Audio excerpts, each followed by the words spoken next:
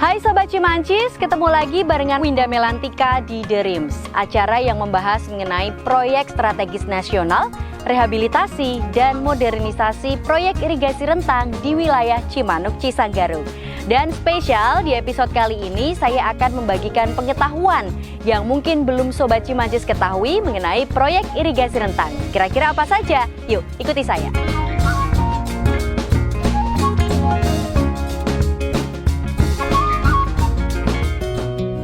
Nah Sobat The Rims, saya akan mengajak Anda untuk bertemu dengan Pak Sukasdi selaku konsultan dari RIM. Yuk ikutin saya.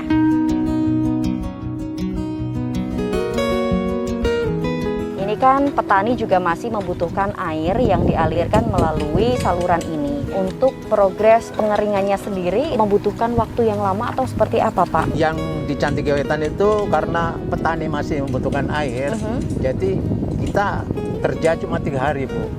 Jadi kita tutup sementara, 3 hari kita tutup, 3 hari kita kerja. Yang di saluran Cantigi Wetan. Kalau pengeringan itu kita bendung di depan, kita pasang pipa panjang 30 meter, air itu melalui pipa. Pipa, terus kita kerja. Baik, terima kasih Pak Kasdi atas waktunya ya Pak ya. Mohon maaf sama-sama. saya mengganggu. Mari Pak. Mari.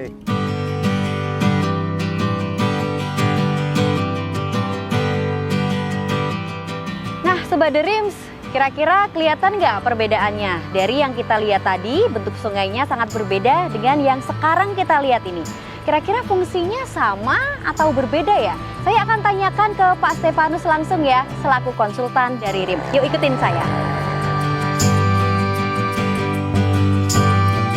Di sini saluran yang sedang dikerjakan ini kira-kira ada berapa jenis Pak? Secara garis besar ada 2, jadi berbentuk trapesium dan berbentuk euflum. Pada dasarnya desain awal itu berbentuk trapesium, tetapi akibat saluran kita melewati pemukiman padat penduduk, sehingga kita tidak memungkinkan untuk menggunakan dengan bentuk trapesium.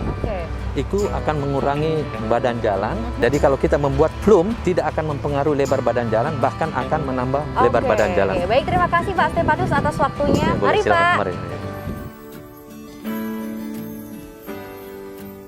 Saya akan bertemu dengan konsultan RIM, ada Bu Hasnah dan Pak Bambang, dan juga Pak Muiz selaku Project Manager Bumi Karsa. Yuk ikutin saya. Saya melihat ini sangat dekat ya Bu Pak dengan pemukiman warga. Nah ini apakah tidak mengganggu? Apakah ini ada pembebasan lahan oleh rumah-rumah warga ataupun seperti apa Bu? Terkait proyek RIM, memang ada banyak kasus rumah-rumah tanda kutip kita sebut rumah ilegal yang berada di kanan kiri saluran atau di sepadan irigasi. Lebih dari 20 titik sebenarnya untuk keseluruhan dan melibatkan lebih dari 200 persil atau bidang tanah yang kita identifikasi berada di ROW atau di sepadan kita. Nah, ada 5 tahap solusi terhadap kelancaran proyek ini terkait penanganan kasus sosial. Pertama, kita mapping dulu atau pengukuran untuk melakukan identifikasi sepadan mana yang krusial dengan masalah-masalah sosial. Itu kita melakukan verifikasi terhadap data. BMN BWWS memiliki data aset, kita akan cross check, kemudian juga warga yang berada di ROW seperti yang digambar, kita cek legalitas kepemilikannya.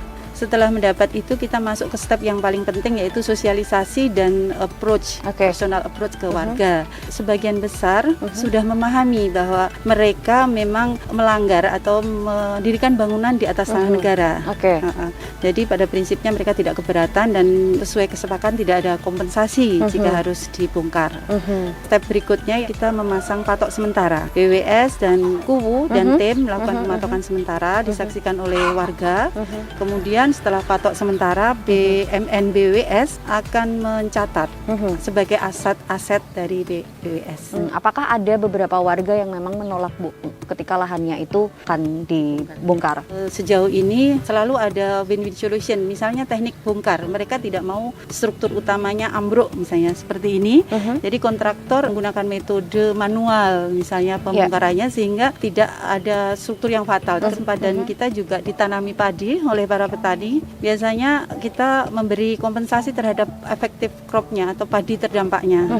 melakukan pengurukan padi sudah panen. Jadi kerugian relatif tidak ada. Oke. Beberapa tempat section kita melakukan kompromi juga agar tidak terjadi tidak kondusifan gitu. Tetap kita memastikan kegiatan OP pemeliharaan masih bisa dilakukan. Di mana kiri kanan sepadannya sangat sempit. Oke. Dari ideal misalnya 4 meter hanya 40 cm atau kurang dari 1 meter. Tetapi kita pastikan bahwa pemeliharaan tetap bisa dilakukan melalui teknik manual. Oke, saya melihat ada rumah yang memang jarak dari rumah tersebut ke saluran ini sangat dekat gitu. Nah, ini apakah menjadi problem? Sebenarnya problem, Bu, ya. Iya. Karena dari metode yang kita lakukan itu tidak bisa kita menggunakan alat berat itu masuk ke lokasi di sini, sehingga kita harus estafet. Jadi cara pelaksanaannya. Kemudian kita juga menggunakan alat bantu, menggunakan concrete pump. Jadi itu yang kita lakukan selama ini. Kira-kira rumah ataupun bangunan yang mana yang dengan adanya proses pengerjaan ini mungkin dibongkar atau mungkin seperti apa, Pak? Salah satu contoh mungkin yang ada di depan kita ini. Awalnya itu di sini batas pagarnya. Kemudian yang awalnya itu ada kamar mandi, itu mepet sekali dengan rencana desain kita. Nah, itu kita lakukan pembongkaran. Artinya dari pemilik rumah pun juga tidak ada masalah, sama-sama bisa saling menerima seperti itu ya, Pak ya. Jadi untuk proses dari pematokan itu, jadi dasar atau instrumennya kita ada 3, Bu. Pertama adalah kita ada legalitas hukum, yang kedua adalah legalitas teknis, dan yang ketiga adalah masalah aspek sosial tadi.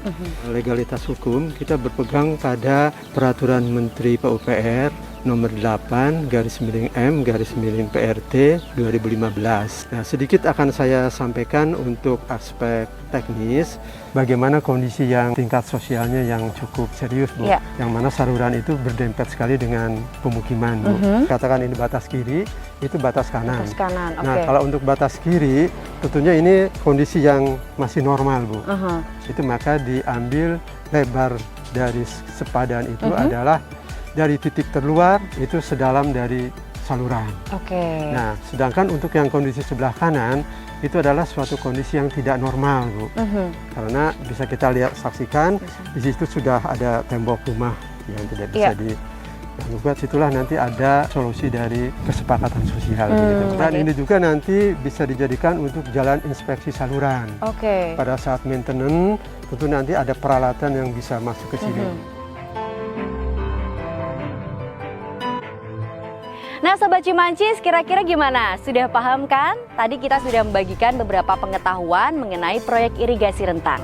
Kita akan kembali di episode berikutnya tentunya barengan Winda Melantika di The Rims.